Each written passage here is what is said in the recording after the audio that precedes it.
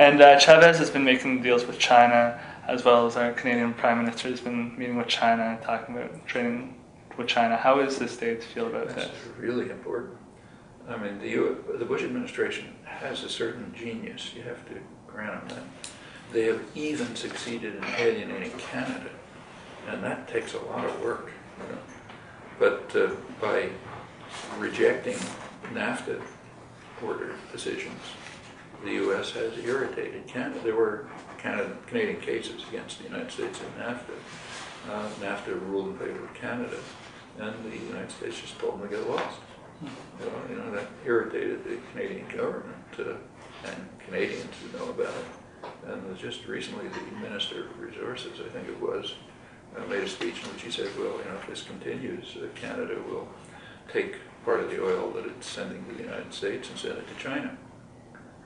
Now, let's go back to those planning programs, intelligence projections, where the U.S. is expected to rely on Western Hemisphere and West African oil.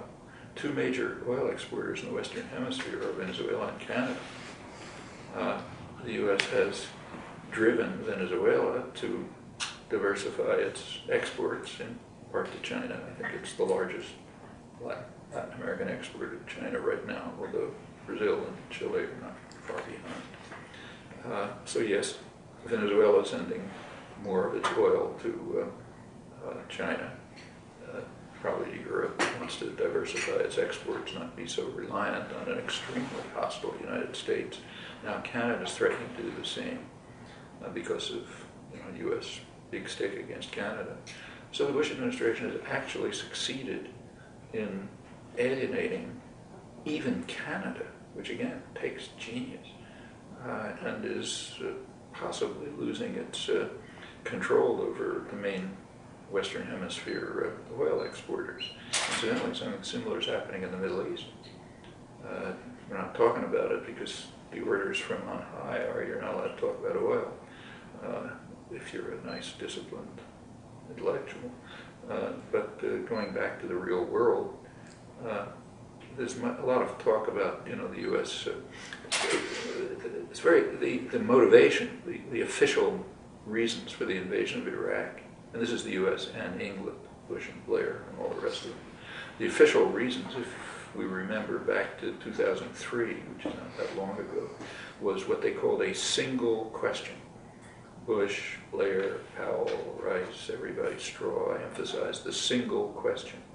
Will Iraq give up its weapons of mass destruction? Okay, that was the single question. It's the basis on which Bush got a congressional authorization to use force. Okay, a couple of months after the invasion, the single question was answered the wrong way. Okay, so you had to drop the single question. Instantaneously, it turned out, the reason we invaded Iraq was not weapons of mass destruction. It was because of what the liberal press calls Bush's messianic mission to bring democracy to the Middle East, to Iraq and the Middle East. If this were happening in North Korea, we'd laugh. How did it suddenly change from the single question to the messianic mission? But we're disciplined. So now every discussion of the invasion across the board, media, journals, most of scholarship, stands in awe of Bush's vision of democracy and his messianic mission and so on. What actually happened? Well, in Iraq, the U.S. and Britain tried in every way they could to prevent elections. They went through about a year of every kind of conniving you can imagine to prevent elections. Finally, they were compelled to agree to elections, not by the insurgents, but by mass nonviolent resistance. We're not allowed to concede that. It's dangerous. But there was mass nonviolent resistance, for which Sistani was a kind of a symbol, which compelled Bush and Blair to back down and permit elections. Well, once they were forced to permit elections, the next step naturally is to try to subvert them. That's what's going on now. So the main demand of just about every articulate element in Iraq is for U.S. and British withdrawal. Britain, they don't release polls anymore because they're coming out with the wrong results.